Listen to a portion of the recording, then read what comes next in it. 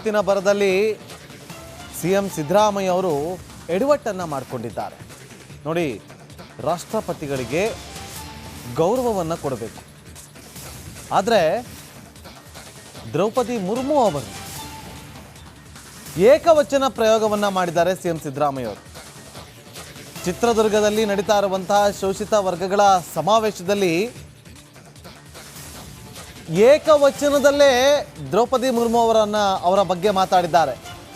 ಪಾಪ ಶೋಷಿತ ಸಮುದಾಯದಕ್ಕೆ ಸೇರಿದವರು ಅಂತ ಹೇಳಬೇಕಾಗಿತ್ತು, ಆದರೆ ಅವರು ಏಕವಚನದಲ್ಲೇ ಮಾತಾಡಿದ್ದಾರೆ.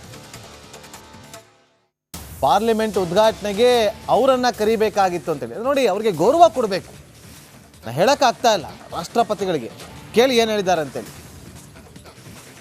ಸಮುದಾಯಕ್ಕೆ ಸೇರಿದವಳು ಇವರು ಯೋಗ್ಯತೆಗೆ ಪಾಪ ದ್ರೌಪದಿ ಮುರ್ಮು ಶೋಷಿತ ಸಮುದಾಯಕ್ಕೆ ಸೇರಿದವಳು.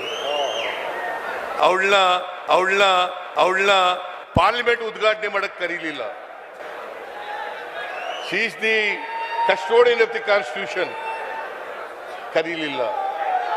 ಮೊನ್ನೆ ಅಯೋಧ್ಯೆನಲ್ಲಿ ಶ್ರೀರಾಮಚಂದ್ರನ ದೇವಸ್ಥಾನ ಉದ್ಘಾಟನೆ ಮಾಡಕ್ಕೂ ಕರೀಲಿಲ್ಲ. ಇವರು ಯೋಗ್ಯತೆಗೆ ಪಾಪ ದ್ರೌಪದಿ ಮುರ್ಮು ಶೋಷಿತ ಸಮುದಾಯಕ್ಕೆ ಸೇರಿದವಳು. ಅವಳನ್ನ ಪಾರ್ಲಿಮೆಂಟ್ ಉದ್ಘಾಟನೆ ಮಾಡಕ್ ಕರೀಲಿಲ್ಲ. She is the custodian of the constitution. ಕರೀಲಿಲ್ಲ. ಮೊನ್ನೆ ಅಯೋಧ್ಯೆನಲ್ಲಿ ಶ್ರೀರಾಮಚಂದ್ರನ ದೇವಸ್ಥಾನ ಉದ್ಘಾಟನೆ ಮಾಡಕ್ಕೂ ಕರೀಲಿಲ್ಲ.